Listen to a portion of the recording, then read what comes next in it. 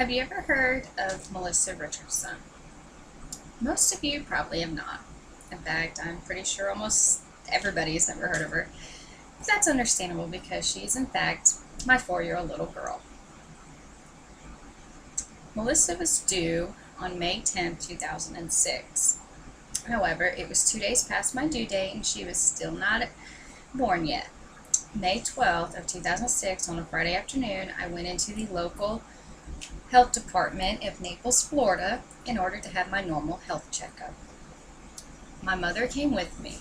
We were in the doctor's room, the exam room, and the doctors came in and had me on my back for fetal monitoring, in which my daughter's heartbeat decided to decelerate because I was on my back. Well, because of this, they decided to rush us to the hospital. As soon as we got at the hospital, my mother and I were in the hospital room, and the doctors had me on my side for fetal monitoring instead, and the baby's heart rate came back to normal. At this point, they had already induced labor, though. So that night, she was due to come out whether she was ready or not. It was a few hours. I had started to gain more contractions naturally, started to dilate more, and the doctors had given me an epidural in my back to help me ease with the pain of the contractions. My mother decided to go outside for a minute and call my father and friends and family real quick to let them know that the baby was going well, my water had just broke, and the baby would soon be here. Because I had had the epidural, I was a little out of it and wasn't quite sure of what was going on. But as soon as my mother returned to the room with me, they had her putting scrubs on, and they were rushing me to the operating room for an emergency C-section. They had to get my daughter out immediately because as soon as my water broke, she had a bowel movement inside my womb and inhaled it and could not breathe at all.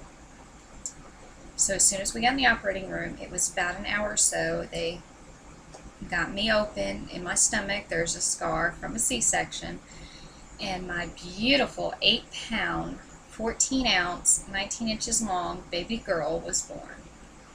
And this was about 9:00 p.m. Now, unfortunately, Melissa still had a few breathing problems to where she couldn't breathe on her own when she was first born, so she was in the infant ICU all night that Friday evening. I was finally able to see her Saturday afternoon, the very next day, to where she didn't have to have any saline tubes in her nose, and she was breathing on her own and could breastfeed and just enjoy life as a normal little girl. Well, Melissa was still a very healthy, happy baby until she was around 2 months old.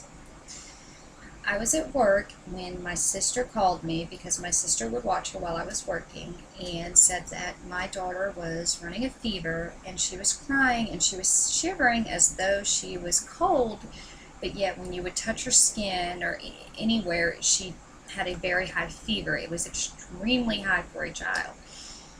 Well, I told her to try and give her a bottle, wrap her up in a blanket, maybe she's just a little cold, see if she'd rest, maybe she'd stop crying. Half an hour later, about 1:30 p.m. that day, my mother calls me, who was also at work, and said that there's still something wrong, that my sister had called her. So I told the girl that I was working with that I would be going to check on my daughter to make sure she was okay.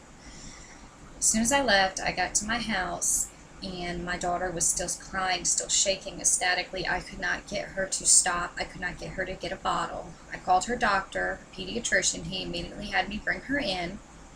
As soon as we were at the doctor's office, he just took one look at her, felt how hot she was, and immediately touched the soft spot on her head that was on the top and the front, and said that there was so much fluid in the top of her head that her soft spot was as hard as a rock.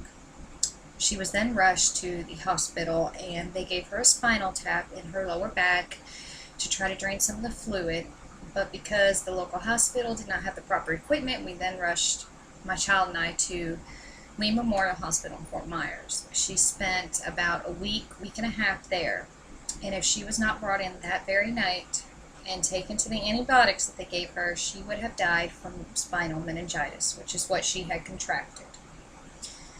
After the week and a half, she was back to her normal self, bouncing, wanting to play, thriving little 2-month-old.